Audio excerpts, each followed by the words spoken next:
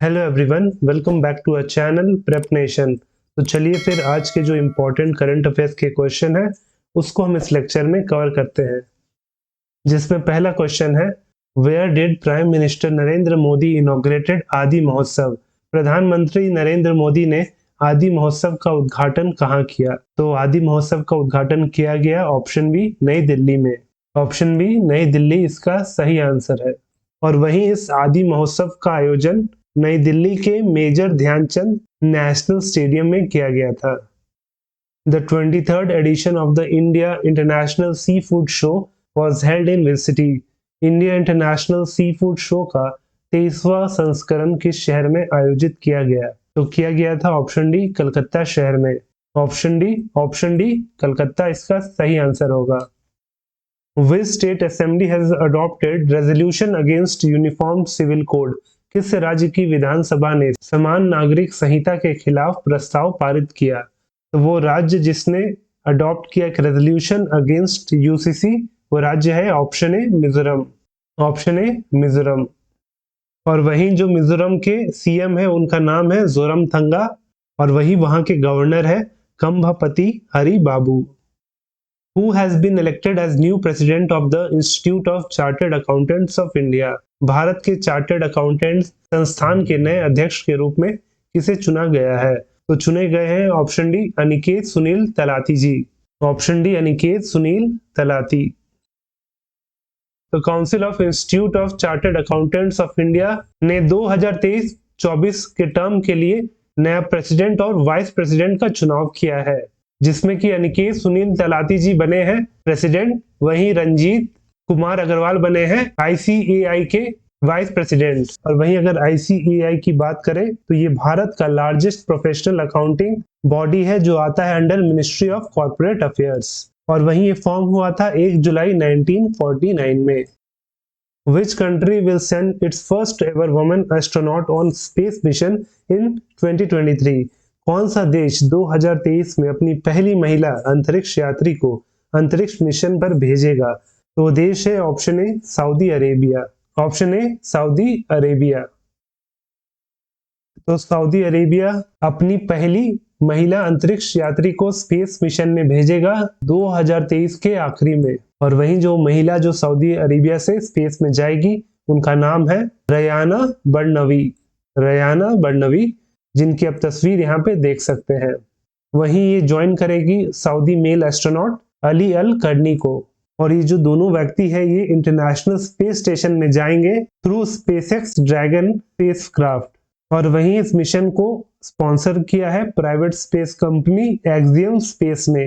और वहीं अगर सऊदी अरब की बात करें तो इसकी राजधानी है रियाद, तो वहीं करेंसी है Saudi riyal. World health organization confirm the first ever outbreak of Marburg disease in which country? विश्व स्वास्थ्य संगठन ने किस देश में मार्बर्ग रोग के पहले प्रकोप की पुष्टि की?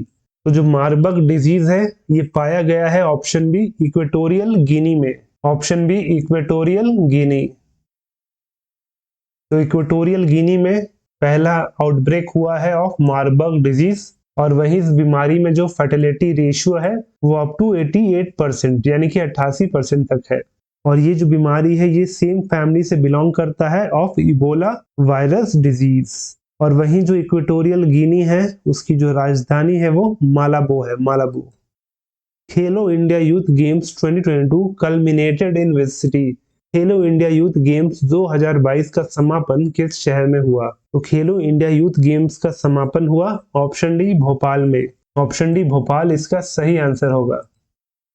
और वहीं इस टूर्नामेंट में महाराष्ट्र पहला स्थान पे रहा था जिसने कुल 161 मेडल यानी कि 161 मेडल जीते। और उस 161 मेडल्स में महाराष्ट्र ने कुल 56 गोल्ड जीता।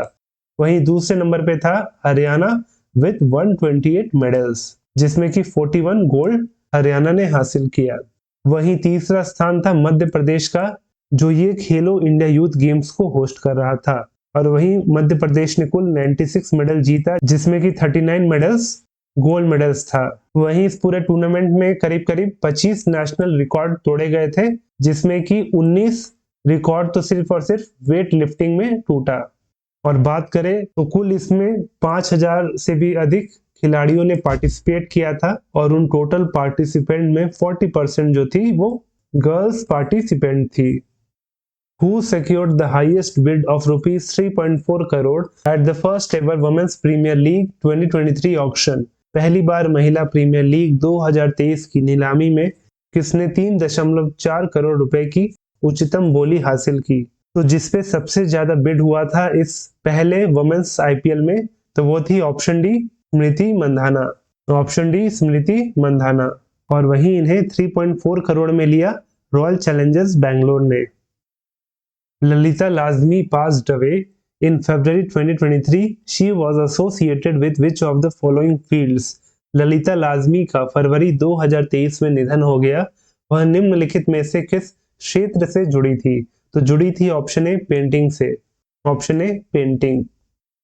तो ललिता लाजमी जो थी वो एमिनेंट इंडियन पेंटर थी और वहीं साथ में ये लेजेंडरी फिल्म मेकर गुरुदत्त की सिस्टर थी। तो ये जो क्वेश्चन है वो आपके लिए है कि who is the current executive chairman of the world economic forum?